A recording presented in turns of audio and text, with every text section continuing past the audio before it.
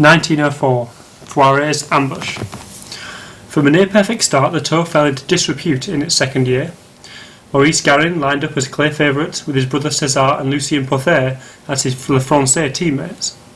Hippolyte Aucourrier assumed leadership of the Peugeot team. The route was the same. The peloton would leave from Paris with consecutive stages to Lyon, Marseille, Toulouse, Bordeaux, Nantes and then back to Paris. It had worked so well the previous year, there was no reason to change it. Garin was as strong as ever. He won the opening stage with ease, while Aucourrier lost 2 hours thwarted by accidents and mechanical problems. Of the 88 riders who began the race, 35 did not make it as far as the second stage. Those that did found themselves ambushed. The race was due to pass through Saint-Étienne, hometown of Antoine Poiret. The riders were mobbed by Poiret's fans in the early hours of the morning.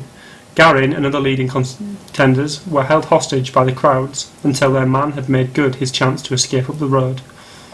When the trapped riders tried to break free, they were hit with fists and stones. Livid with rage, Desgrange and Lefebvre pulled up in the official car, firing revolvers into the air to disperse the crowd, so that the race could go on and continue. Shaken and bruised, the captives remounted and rode on.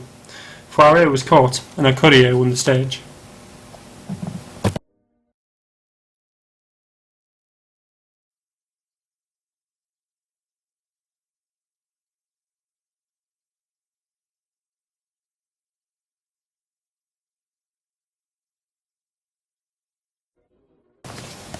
"1913. The Blacksmith.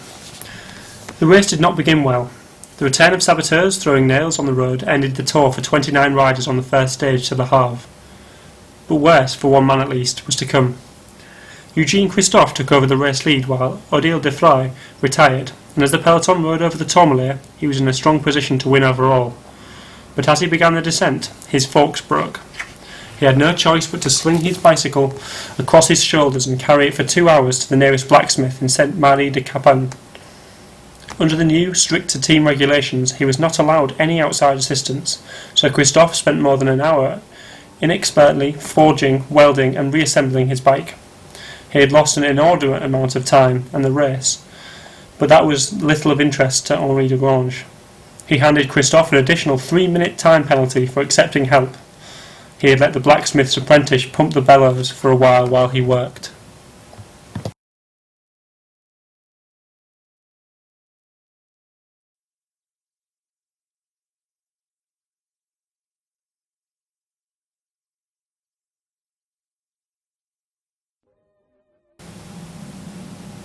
"1934. Sacrifice. If 1933 was a good year for the French team, 1934 was a great one. Defending champion Georges Speicher won the opening stage and the team swept all before them. René Legrive won the stage 2, Roger Lapébie stages 3 and 4, and Legrive and Speicher tied for the 5th stage. Unable to separate them, the judges split the bonuses for the first and second place, 90 and 45 seconds, between them 67 seconds each.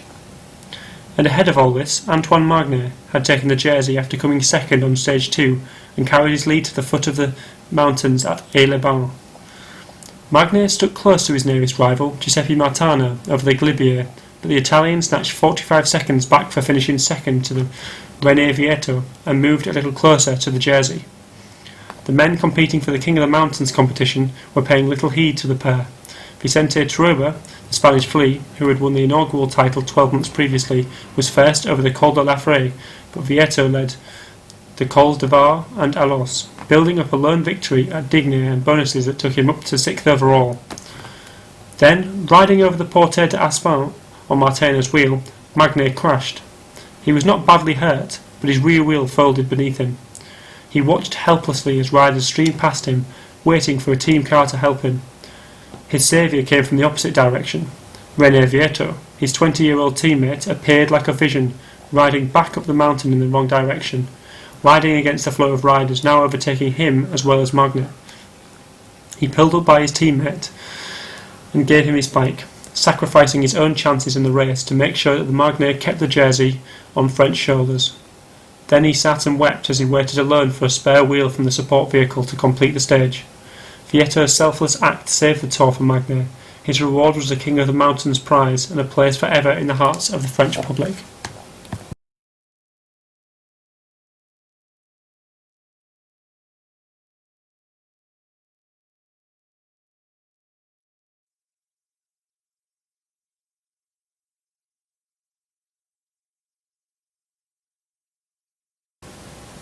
1951. The Rescue. An unlikely candidate, Wim van Est, became the first Dutchman to wear the yellow jersey during the tour in 1951. Of course, Van Est would never keep the jersey. He knew that, and so did the rest of the peloton. He crept his way up the Col du Bisque, already tired from the climb of the Tourmalet. Then, on the first hairpin of the descent, he slipped on a rock-strewn corner and fell over the side of the pass. He fell 20 metres, rolling down the slope until he hit a ledge. That was lucky for him. The drop was 200 metres. The race leader lay dazed on the tiny outcrop, riders streaming by him above, not realising that the yellow jersey was stuck down the mountainside. Eventually, spectators made a rope from inner tubes and lowered it down to the hill, hauling him back up to a waiting ambulance. Half the field did not even know what had happened until they got to Tarbes. They had assumed he was still out there on the road. It had been an entertaining and at times terrifying few days, but now it was time for the more serious business to resume, the battle between Hugo Coblet and Fausto Coppi.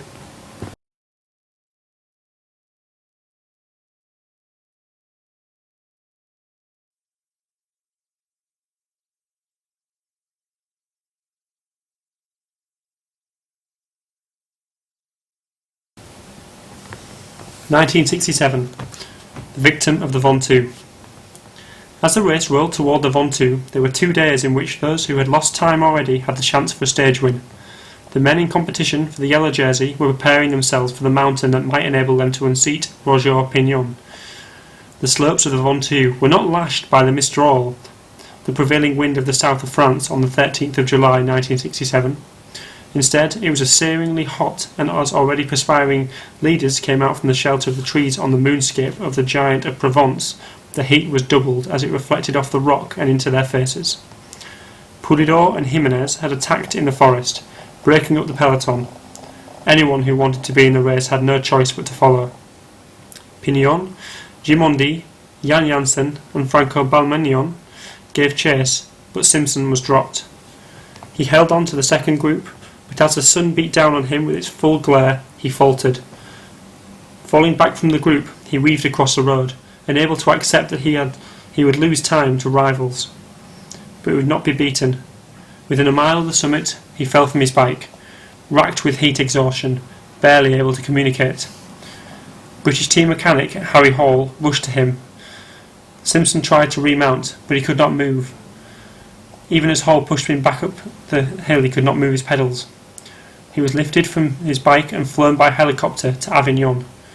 Oblivious to the drama, Janssen won the stage from Gimondi, while Pignon retained his lead. Tom Simpson lost his life at 5:40 p.m. Utterly dispirited, the tour dragged itself to Paris with Simpson's shadow looming over every stage.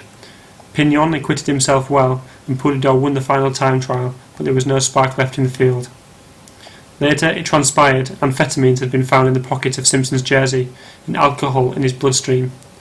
In fact, the drugs had not killed him, but they had blocked out the pain as he rode. The pain was trying to tell him to stop. Legend that his final words were, "Put me back on the bike," remains a fitting epitaph to a rather eccentric English gentleman who had won the hearts of the peloton with his elegant manners and who had given his life to the sport he loved.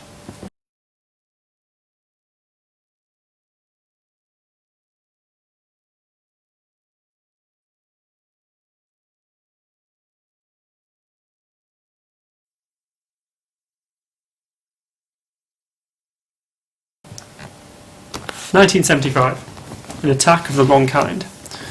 On the longest stage of the race, 260 kilometres from Albi to Super-Lyon, Eddy Merckx reminded the peloton of just why he was in the yellow jersey. He was first over the Côte de Plomb de Cantel, and although he let Michel Plomtier escape for the stage win, he was sure to finish ahead of the field, making a 1-second gain and proving that he was still on top of his game.